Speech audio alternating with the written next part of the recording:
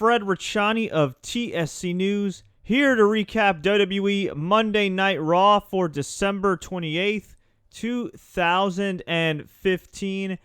And man, oh man, did we have a memorable return tonight. Actually, two memorable returns. Sort of.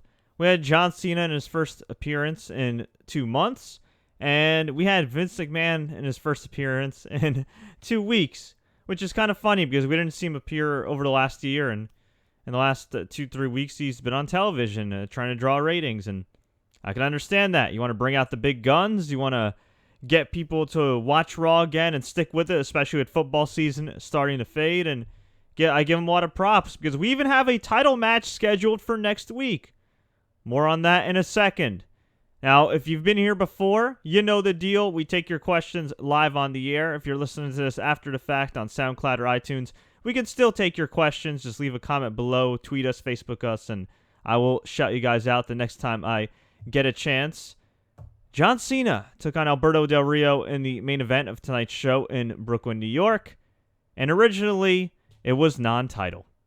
But John Cena cut this pretty damn good promo in front of a really tough crowd. Kind of a more quiet crowd, in recent years, if you compare like the other New York crowds. Although lately, I'd say the last 2-3 years, the Brooklyn crowds have been kind of lax compared to what you'd get, say, like MSG or Philly or Chicago. Although, to be fair, Philly and Chicago aren't what they used to be, at least in terms of older hardcore fans. It's a lot more families now. It's a lot more casual fans. So, John Cena came out, talked about how he missed the place, how he's back, and how the U.S. title has kind of gone down since Alberto Del Rio beat him. Alberto Del Rio came out, talked a bunch of junk, came out the League of Nations, and John Cena verbally dressed this guy down and kept saying, you should put the title on the line. I defended this title every week. Essentially saying, you're a bitch. And Alberto said, you know what, John Cena? I will fight you, but not for the title. And then John Cena kept egging him on, said that the kick that he hit him with to win the U.S. title at Hell in a Cell was a lucky kick.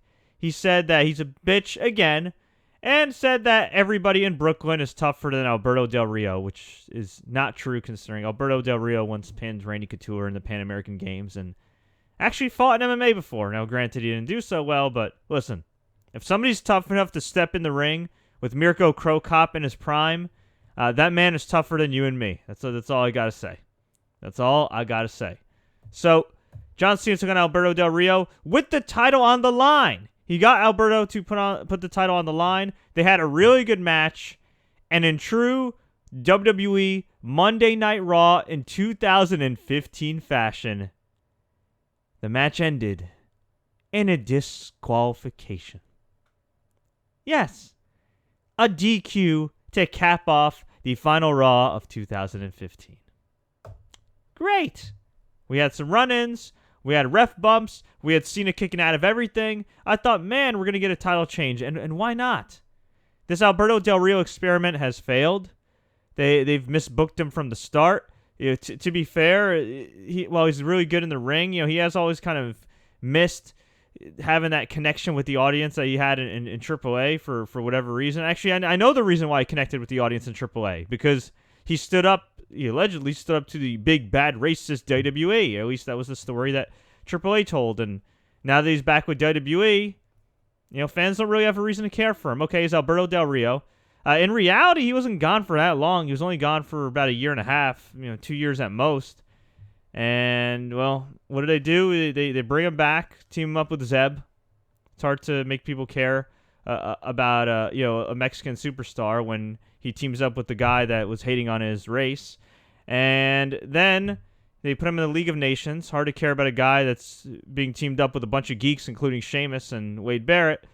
And then they have him rarely defend the U.S. title, which was a staple of Monday Night Raw in 2015. So that combination made it really hard to care about Alberto Del Rio. Do I think there's hope? Yeah, but I would have liked to have seen Alberto lose the U.S. title due to botched interference by the League of Nations, have Alberto Del Rio absolutely destroy him eventually, and just kind of move on to bigger and better things. You might be saying, well, Fred, they just formed the League of Nations. That's true. They also just gave Sheamus the world title and then took it off him because they realized how big of a failure it was. Or maybe they just felt like they needed to give Roman the title already. Who knows? Maybe they think the Sheamus run was a success. Ugh. Well, it wasn't. The League of Nations is still the League of Geeks, and they ruined this main event. And afterwards, they took out John Cena. Roman Reigns and the one-man wrecking crew came out, destroyed the League of Nations, as did the Usos, and Sheamus got Superman punched. Vince McMahon came out and said, Roman, it's going to be you against Sheamus next week for the WWE. Actually, he said WWE World Heavyweight Championship. And the special referee is me. And then Vince McMahon maniacally continued to say, Happy New Year. Happy New Year. Happy New Year. And after doing that Vince McMahon impression, I need a drink of water. Stand by. Oof, I don't know how Vince does it. He's got a great set of vocal cords, is all I got to say. So, earlier in the night, we opened the show with Vince McMahon calling out Roman Reigns. Roman Reigns laughed off Vince's threats, and then Roman pushed him on the ground because Vince was insulting his father, Snuka, one half of the legendary Wild Samoans. Unfortunately, Vince assumed that everybody remembered the Wild Samoans or knew who the Wild Samoans were, when in reality, they were never, a team like the Road Warriors in terms of star power. And in reality, I think a majority of the audience wasn't even born yet when the Wild Samoans were active, at least in WWE. So he brought up the Wild Samoans, said everybody knows them, not true, and dissed them. Said, I ran him to the ground. And you're lucky you were one generation away from having a spear or like a nose ring, or essentially he made reference to how he was one generation away from getting a stereotypical Samoan gimmick. And that pissed off Roman. He shoved Vince to the ground. Vince said, my neck. Vince had claimed earlier that he had to have dental surgery after that Superman punch a couple weeks ago. And the cops came. They had a guy play a fake NYPD officer, and he said, officer, arrest that man.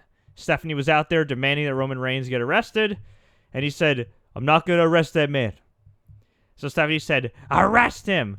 And he told her, calm down, or I'm going to take you to jail. And she's like, what? So Vince magically was healed, said, it's okay, officer, it's okay. And he said, well, get out of my face, or I'm going to arrest her. Sounds just like the NYPD. So then Vince got crazy. He got all bug-eyed. He grabbed this officer. He said, damn it, you're pissing me off. And then the officer brought in the cops, arrested Vince McMahon, and in storyline, Vince McMahon went to jail, which was pretty awesome. And Roman Reigns laughed, and that was the end. For now.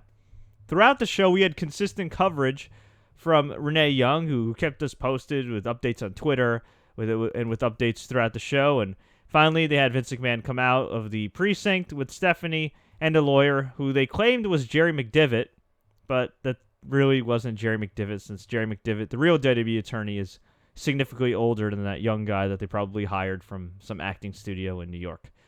So it was a fun show-long storyline. Vince claimed that he was going to sue the entire city of New York. He said he wished he could sue all of Brooklyn. And yeah, the payoff was, at the end, Sheamus versus Roman Reigns with Vince McMahon as a special guest referee. And I think this is good news, because that means that we're probably not getting Sheamus versus Roman Reigns at WrestleMania, or excuse me, not WrestleMania, Royal Rumble. Thank God we're not getting it at WrestleMania. Which means that it's probably going to be Triple H versus Roman Reigns at Royal Rumble, which is great. Get it out of the way there, and that way Roman Reigns can actually wrestle in a title match that doesn't feature a part-time guy.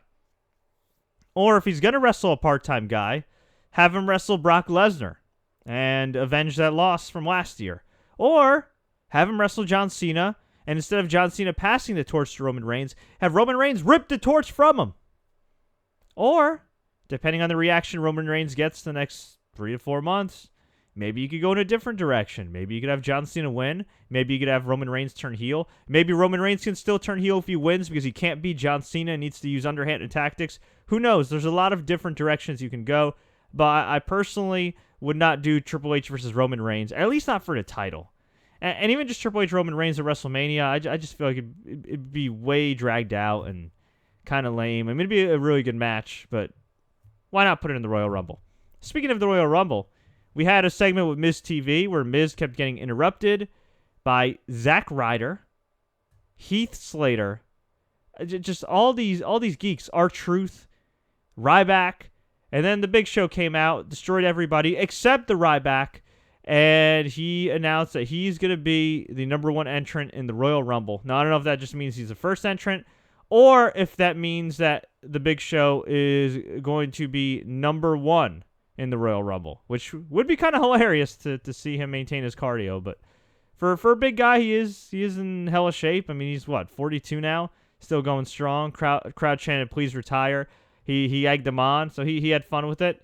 And I should note, too, the crowd had a lot of random chants throughout the night. This was not your typical New York hardcore wrestling fan crowd, but they did still have some weird chants. During Roman and Vince McMahon, they were chanting for CM Punk and Daniel Bryan for a brief period, and Vince told them to shut up. Roman Reigns just kept going. Both guys handled it well, by the way.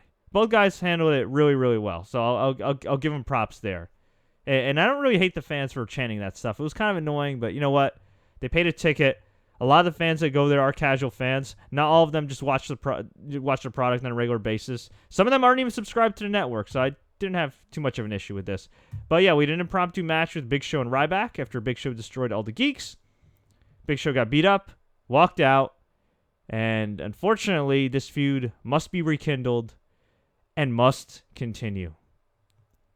Why? Why not bring in Baron Corbin to destroy all the geeks and then destroy Ryback? Why not bring in Bull Dempsey to do some stupid comedy? That's more entertaining than seeing a feud with Ryback and the Big Show. But I digress.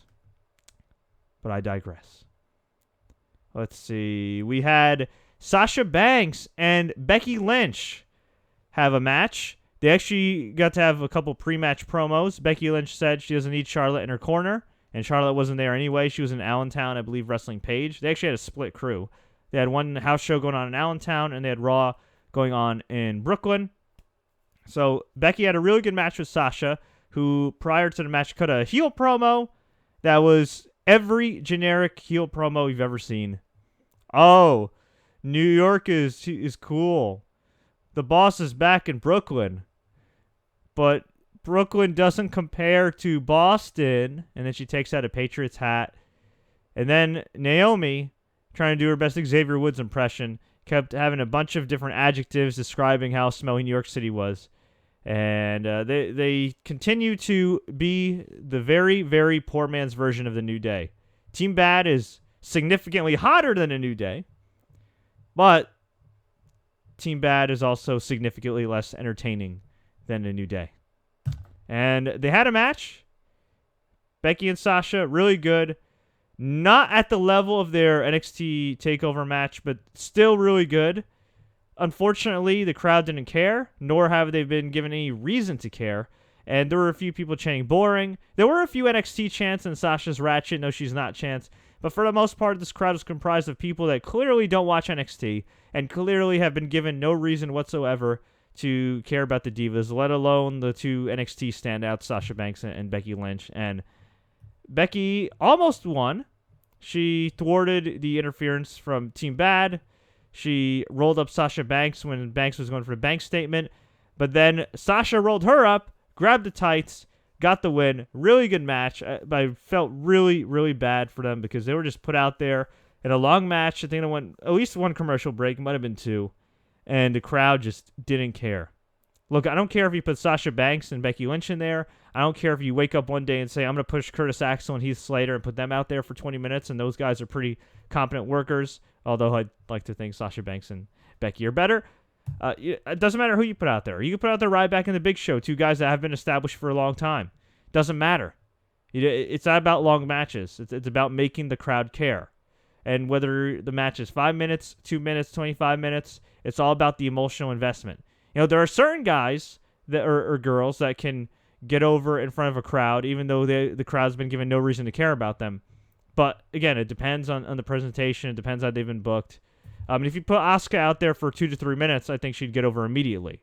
If you put Asuka there for, say, 20 minutes in a match with Emma in front of a crowd that doesn't watch NXT, that's not familiar with strong booking of women, that's used to seeing the Divas as a joke, it's going to get crapped on like this match was right here. It's unfortunate, but it is what it is, and Sasha Banks got the win, and things aren't going to change until they do a complete facelift of the presentation of the Divas. I'm not talking about a half-assed effort and some marketing ploy, Divas Revolution, trademark. No, I mean a full-blown facelift. I don't understand why they're not doing it, especially now when Nikki Bella is on the sidelines, when Brie Bella is being marginalized. Why not? Well, I can answer my own question. Old habits die hard, and it's hard to teach an old dog new tricks. Take that for what you will. We had Neville come out, and he was going to wrestle Kevin Owens. He got beat up, and Kevin Owens just absolutely destroyed him. And I actually missed that Kevin Owens actually lost to Neville, looking at my notes here, because I was watching also the Bengals and Broncos game. And for those that don't know, the Broncos started off as the number 1 seed in the AFC, and now could possibly miss the playoffs. So that was a more interesting storyline to me than seeing Neville possibly lose to The Miz. But instead, he was going to take on Kevin Owens, and he pinned him right away. A flash pinfall when Owens went for the pop-up powerbomb, and then he just got absolutely destroyed. Later in the show, we had a 6-man tag with Dean Ambrose and the Usos taking on the League of Geeks. League of Geeks won when Sheamus got the pin on an Uso. And afterwards, Dean Ambrose was favoring his fake injuries on the outside. And then Kevin Owens said, "Here you go, bitch," and threw him into the stairs. And then he pop-up powerbombed him, or he actually just gave him a regular powerbomb, but it felt like a pop-up powerbomb with the table, through a table, and Dean didn't move for a couple minutes, had to be helped to the back.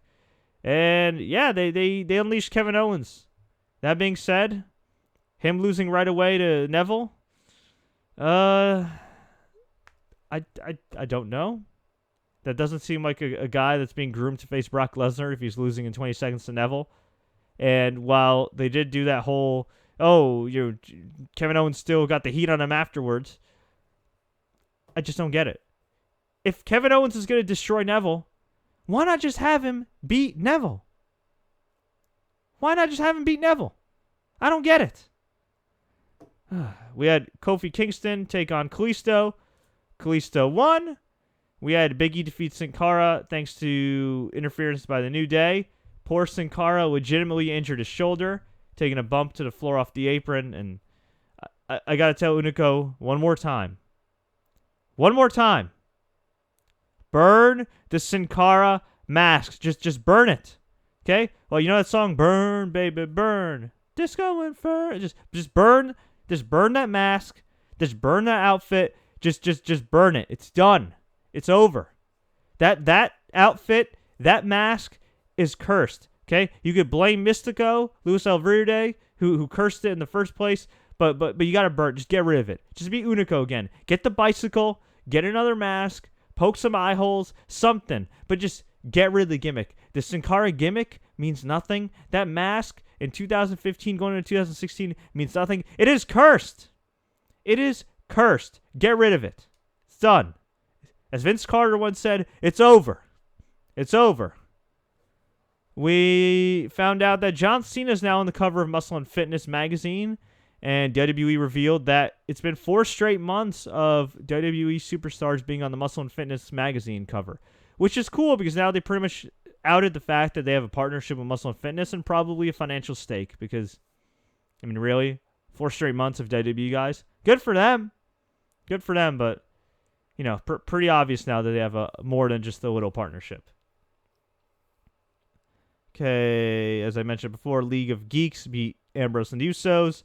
Ryback technically beat Big Show via intentional countout. And then main event, Cena defeated Del Rio via DQ. So overall, a decent Raw. I wouldn't say it was spectacular or anything, but it was decent. And it was one of the better Raws of the year. And one of those, well, I don't know if the better Raws of the year. There's some a lot better Raws with John Cena defending the U.S. title. One of the better Raws of the last 6 months, I guess is the best way to put it. You know, by the low standards of the last 6 months of Raw, this was a pretty good show. And John Cena's return felt eventful. Vince McMahon's return felt eventful. Although it is kind of sad because, as I mentioned a couple weeks ago, Vince McMahon is still doing his shtick. I love it as somebody that grew up watching the Mr. McMahon character, which I think is one of the all-time great characters in the history of professional wrestling. But to see some of the crowd just react mildly to "you shut up" and "son of a bitch" and like all his trademark lines, it was just kind of sad. It was almost like a guy doing, an aging rock star doing his greatest hits in front of a crowd, and some of them popping and some of them not, which is very unfortunate because Vince McMahon on the air is still a better performer than I'd say maybe 80-90% of the guys on the roster right now, which is pretty damn amazing and also kind of sad, and also WWE's fault because they give these guys a bunch of crappy scripted promos for the most part. Speaking of rock stars, a legendary rock star and a man that might be familiar to the WWE audience, Lemmy of Motorhead passed away due to various health complications at the age of 70. Poor guy just celebrated his 70th birthday, was very close to Triple H and a number of WWE guys. He is most famous to wrestling fans for being the singer of Triple H's various theme songs, The Game, Evolution, and King of Kings. Behold the King of Kings. Yeah, just very sad. Lived a long life, had a great career, but just very unfortunate. The true legend, not just in wrestling in terms of music, but I mean seriously in terms of rock and roll. I mean, if you go on Twitter, you'll see the likes of Ozzy Osbourne and all these guys tweeting about him. I mean, he was such a well-respected guy. He really was, and it's just a damn shame that it's just a damn shame it had to end already. But God bless him. Just a true legend, a guy that had a lot of great performances, and definitely created some great memories, not just for rock fans, but again for wrestling fans. I mean, say what you want about Triple H, whether you're a fan of his or not, but the game theme song, iconic. So, rest in peace, Lemmy. Let's get to some of the questions and comments here. By the way, if you're enjoying this recap show, please feel free to click the like button, share with all your friends, and subscribe to TSC News. And also, just real quickly, I want to let you guys know, I just uploaded the complete UFC 195 conference call featuring Carlos Condit, Robbie Lawler, Andrei Arlovsky, and Stipe Miocic, who are competing this Saturday night on pay-per-view. And I also just uploaded a review of WWE New Year's Revolution 2005. I decided to review all of the old WWE New Year's Revolution events just because it's New Year's time.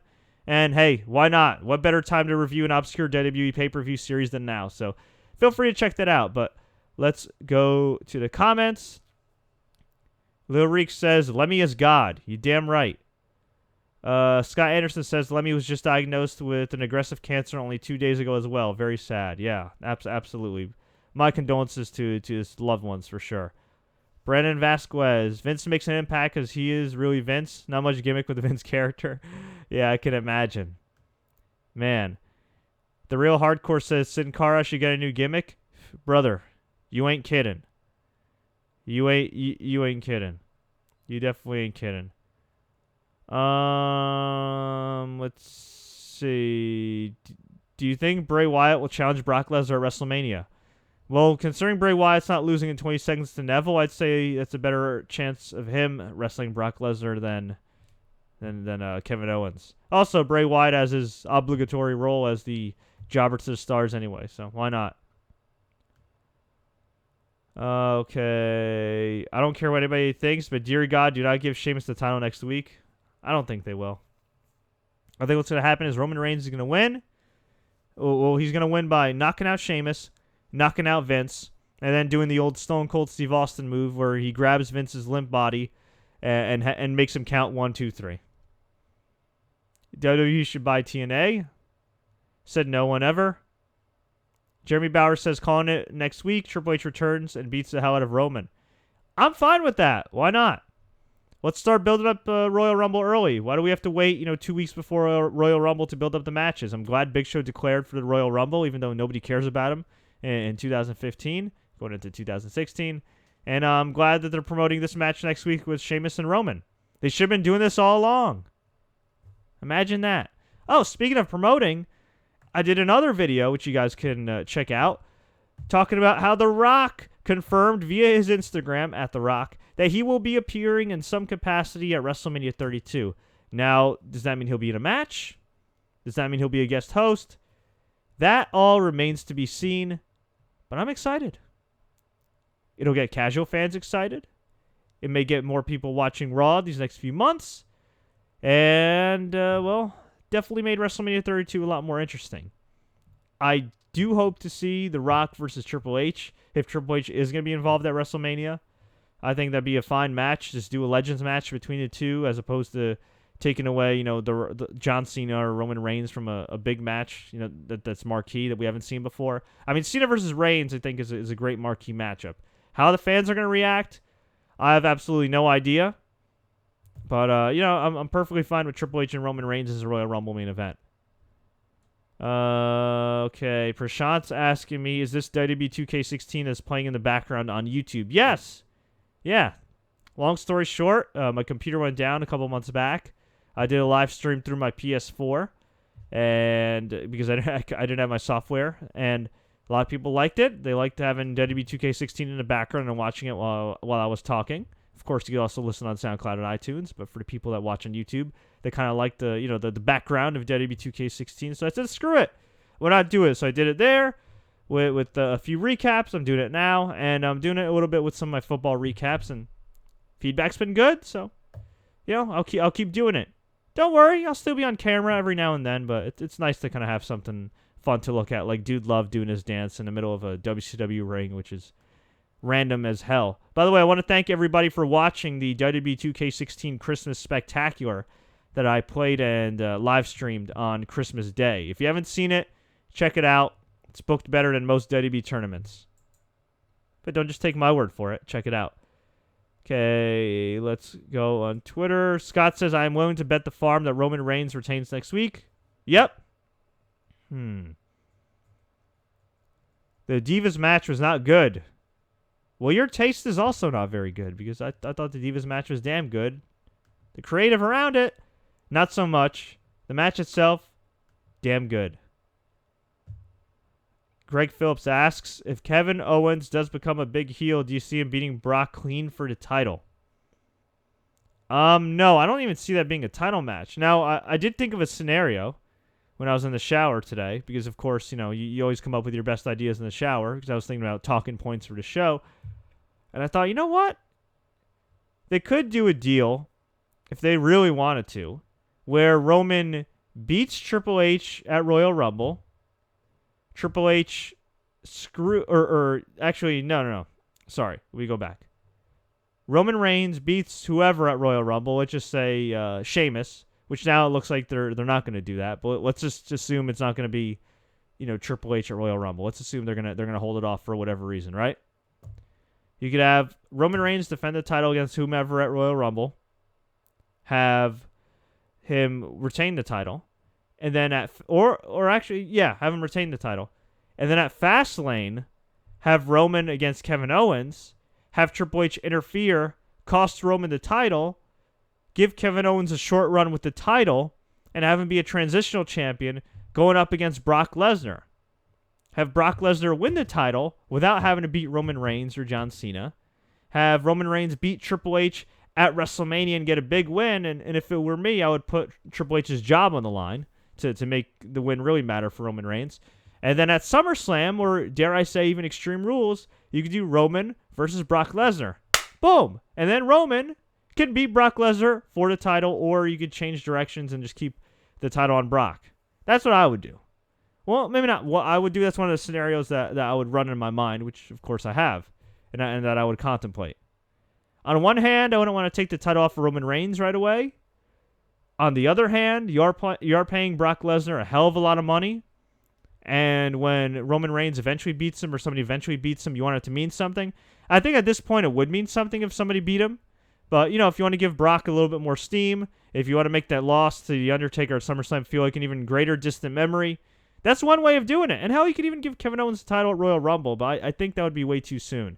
If you give Roman at least a couple months with the title, have Triple H screw him, do Triple H versus Roman Reigns, and then do a Kevin Owens versus Brock Lesnar, that'd be cool. And then you could set things up for the next 6 months. That's what I would do if you wanted an alternative. I mean, John Cena versus Roman Reigns is intriguing. I think it's probably the most intriguing matchup you could do. The only other one, as far as intriguing and name value and all that jazz. I mean, there's a couple matches, but probably I'd say Rock versus Reigns, now that we know Rock's going to be involved at Mania, but I don't think they're going to do that. And Rock versus Brock. More so just because of the star power. You know, I mean, I don't think it really matters which guy would win. I also don't think The Rock would take a trip to Suplex City, given he's got all that money on the line with all those movies. And, you know, he got injured enough in that one match with John Cena in 2013. I don't think he wants to get hurt again wrestling Brock Lesnar, taking a bunch of suplexes.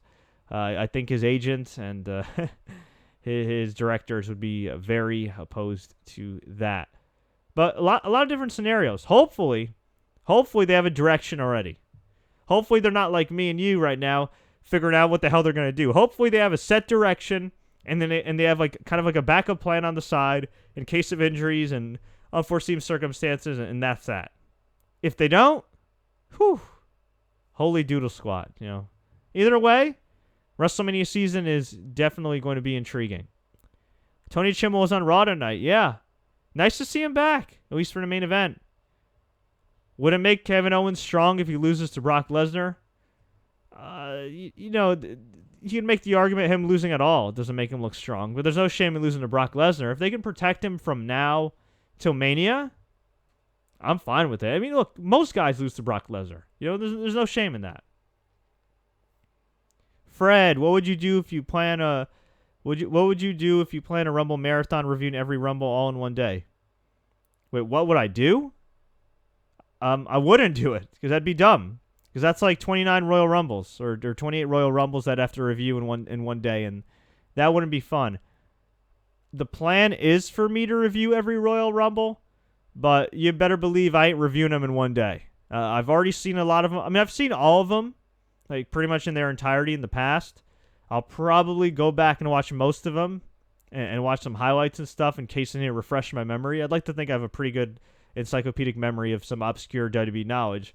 So I will be doing Royal Rumble reviews if time allows. That is the plan right now. At the moment, I'm going to be working on my New Year's Revolution reviews, which should be up probably... I want to try by the end of tonight. Sometime tomorrow. I already have the 2005 one up. There's only 3 of them. And it's a lot easier to review a pay-per-view series that's 3 as opposed to 28. But if you guys want them, I will give them to you. Not in one day, but I will give them to you. So that's something you guys can certainly look forward to. Just, again, it's very time-consuming. And, you know, I would love to do it, though. So I'll make some time and I'll do it. How about Bray Wyatt versus Kevin Owens at Mania just as a normal match? That'd be interesting. That'd be very interesting. But one of them would have to turn face, and I'd actually like to see Bray turn babyface. I would have liked to have seen him turn face the last few years. Unfortunately, they haven't done that. They just kind of kept him as a heel, even though a lot of the crowd really likes him.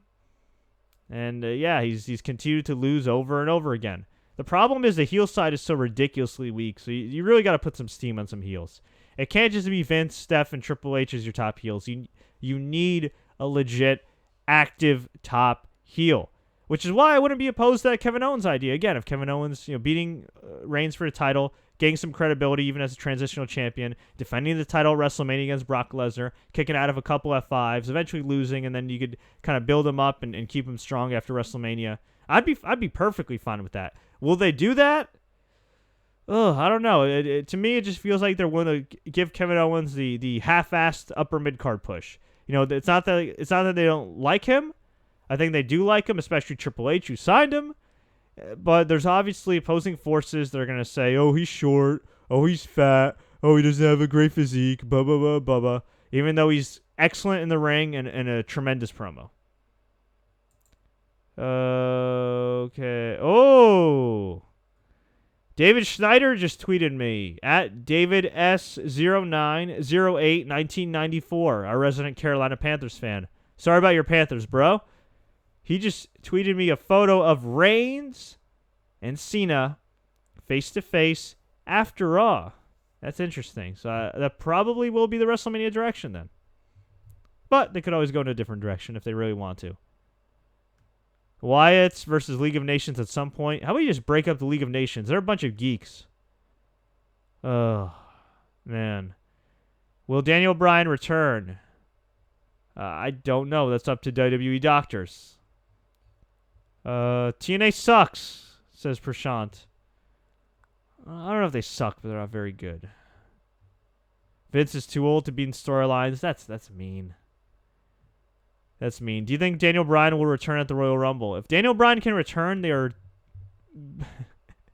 If Daniel Bryan can return, they better not bring him back in the Royal Rumble.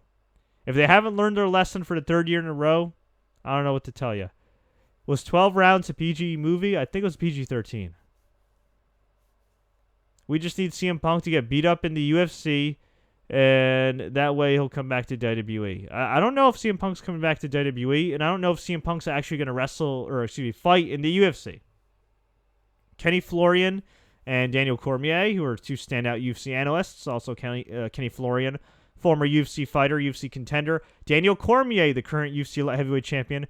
Both straight up said, and DC's actually a big wrestling fan and a friend of Seth Rollins, he said he doesn't think CM Punk's going to end up fighting. Age is a factor. Punk is 38. Injuries are a factor. There is a conspiracy theory going around that perhaps CM Punk was only signed to be in the video game and boost sales in the EA UFC Sports 2 video game. I don't know if that's true. Perhaps at this point it is. Perhaps CM Punk had every intention of fighting, and now it's just kind of more of a marketing thing. And look, maybe CM Punk is completely serious about wanting to fight. Perhaps he is. I'd like to believe he is. Is the UFC serious about putting him in a fight? Especially with the injury that he had last year? Or actually, earlier this year? Actually, it's practically last year. We're in 2016.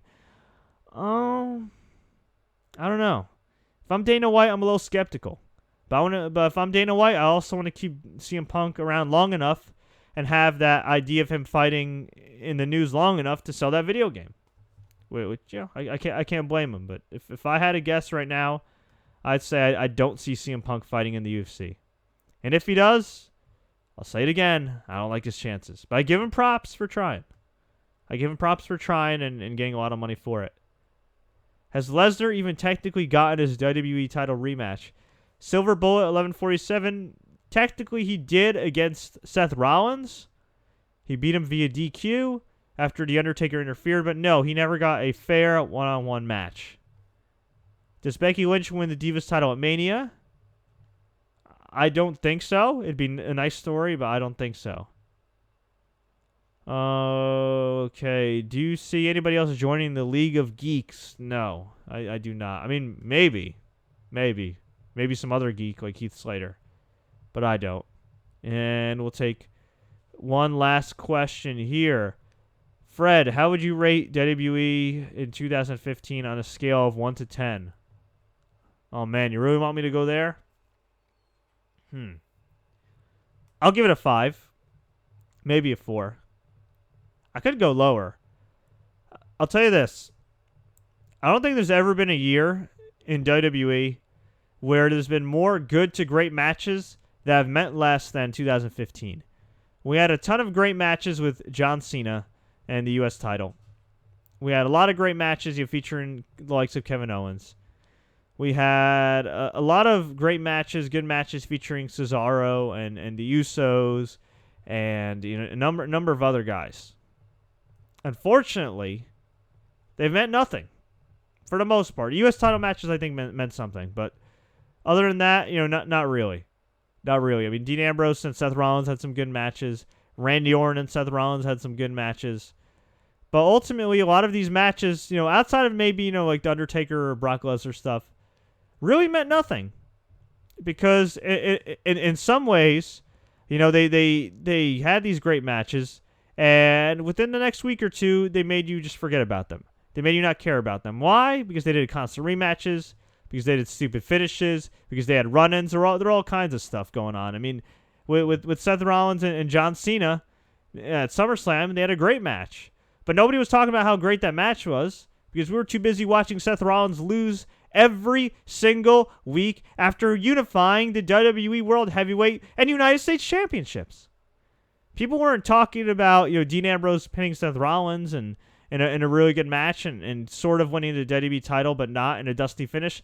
No, we were talking about how Kane and Seth Rollins were teasing a feud. Nobody was talking about how, oh man, Brock Lesnar came this close to winning the title.